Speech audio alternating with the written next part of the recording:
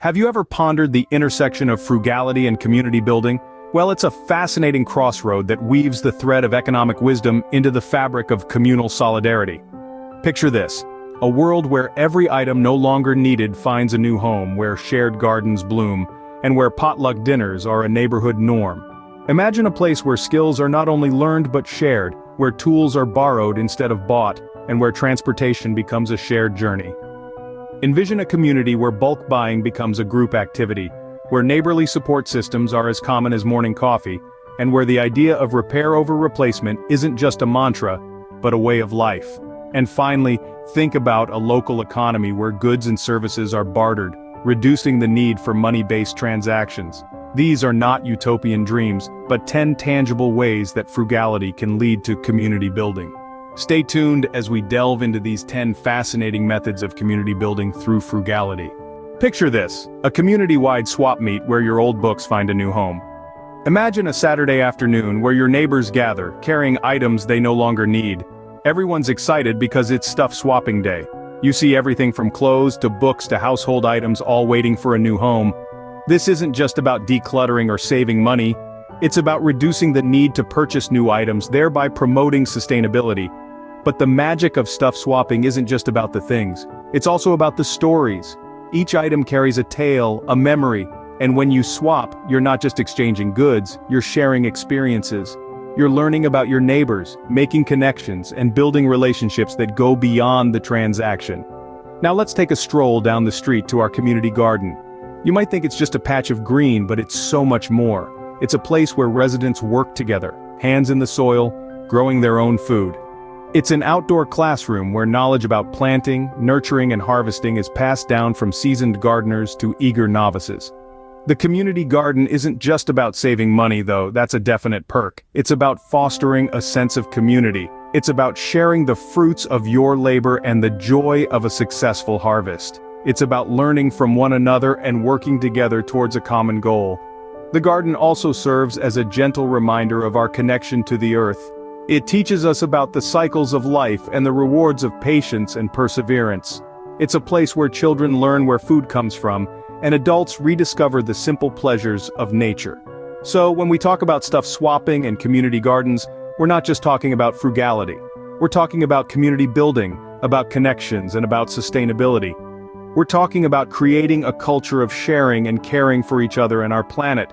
So not only do you declutter and save money, but you also build stronger community bonds. Remember, it's not just about the savings, it's about the stories, the lessons, and the friendships that bloom along the way. How about a dinner where the cost is just one dish? Sound appealing? Imagine the scene: a long table filled with a variety of dishes, each one bearing the unique touch and flavor of a neighbor's kitchen. This is the magic of potluck dinners. By hosting communal meals where everyone brings a dish, we reduce individual costs and create opportunities for neighbors to come together, share stories, and build connections. From grandma's secret apple pie recipe to the new couple's experimental vegan curry, potluck dinners offer an array of tastes and experiences. They're a celebration of community diversity and togetherness. But it's not just about the food. Potluck dinners also offer a platform for sharing ideas, fostering understanding, and nurturing friendships. And the best part, it's frugality at its finest. The cost of one dish, split amongst many, makes for a delicious, affordable feast. Now, let's shift gears a bit. Imagine being able to fix a leaky faucet, sew a button, or whip up a gourmet meal, all by yourself. These skills, and many more, can be learned in skill-sharing workshops. Community members can offer free or low-cost workshops to teach others skills that promote self-sufficiency. From sewing to cooking, basic home repairs to gardening, the possibilities are endless. These workshops provide a platform for shared learning and empowerment. They're about equipping ourselves with practical skills that can save us money in the long run. But that's not all. Skill-sharing workshops also foster a sense of community. As we learn from each other, we build relationships, appreciate our shared knowledge, and strengthen our community bonds. So whether it's through a potluck dinner or a skill-sharing workshop, these initiatives offer us the opportunity to come together, learn, share, and grow. All while being mindful of our expenses. It's amazing, isn't it? You can learn new skills, enjoy a meal, and build community spirit all in a frugal way. Why buy a tool you'll only use once, when you could borrow it from a neighbor? That's the philosophy behind tool libraries. A nifty concept that's all about sharing resources within a community. Just like a book library, a tool library lets you borrow items you need for a specific project, be it a power drill, a ladder, or a garden hoe. It's a win-win situation. You save money by not having to buy a tool you'll only use occasionally, and you also reduce waste by not contributing to the pile-up of rarely used items in your home. But tool libraries do more than just save you a few bucks. They foster a sense of community, encouraging neighbors to interact and support each other. Plus, they promote a culture of reuse and recycling, which is a step towards a more sustainable future. Setting up a tool library can be as simple as designating a communal space, collecting donated tools, and organizing a borrowing system. Before you know it, you've got a hub of shared resources that benefits everyone. Now let's shift gears and talk about shared transportation. Ever heard of carpooling or community bike sharing? These initiatives reduce individual expenses and environmental impact while also fostering connections among participants. Imagine the money you could save on fuel or maintenance by sharing a ride to work with a neighbor, or the joy of a leisurely bike ride on a sunny day, made possible by a community bike sharing program. Shared transportation isn't just about reducing costs, though. It's about building relationships and fostering a sense of togetherness. It's about laughing together over morning coffee in a carpool, or the shared triumph of reaching a new cycling milestone. Implementing these initiatives can be as straightforward as setting up a carpooling schedule or a communal bike rack. Shared resources and transportation not only save money but also create a greener and more connected community. So next time you need a tool or a ride, remember, sharing isn't just caring, it's also a smart and sustainable choice. How about buying in bulk with your neighbors to save and reduce waste? Now there's a thought that's both smart and community building. It's called group buying, and it's as simple as it sounds. Picture this. You and your neighbors pool your funds to purchase items in bulk. It could be anything from food staples like rice and pasta to household necessities like cleaning supplies. The more you buy, the bigger the discount, and everyone shares the cost. But the benefits of group buying extend beyond the monetary. When we buy in bulk, we reduce packaging waste, contributing to a healthier environment. It also sparks conversations, connections, and collaborations with your neighbors. So you're not just saving money, you're making friends too. Now let's take this concept of community collaboration a step further with neighborly support systems. Imagine a network where neighbors help each other with tasks like childcare, elder care, or house maintenance. It's not a far-off fantasy, but a practical and beneficial reality in many communities. Let's say you're a working parent who needs someone to watch over your kids after school.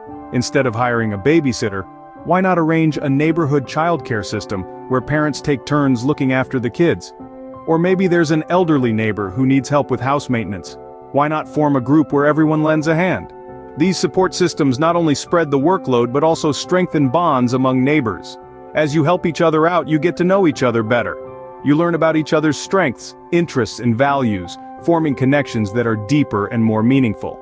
And let's not forget, such systems also promote a culture of sharing and caring, nurturing a sense of unity and togetherness in the community. It's about looking out for each other, being there for each other, and growing together. It's a win-win situation, isn't it? You save money, reduce waste, and get to know your neighbors better. Ever thought of fixing that broken toaster instead of tossing it out? Well, community repair events like repair cafes are changing the game. These gatherings unite skilled individuals who assist others in mending worn-out items, from electronics to clothing. The result? A reduction in waste and a culture of repair over replacement. But the fun doesn't stop there. Imagine a platform where you could offer your homemade jams in exchange for a guitar lesson. Welcome to the world of local barter and trade platforms. These community-based exchanges allow members to trade goods or services, creating a vibrant, money-free marketplace. Whether it's online or on a community board, these platforms help tighten local economic ties and reduce the need for cash transactions. The beauty of it all is that these initiatives not only help you save money and reduce waste, but also foster a sense of belonging.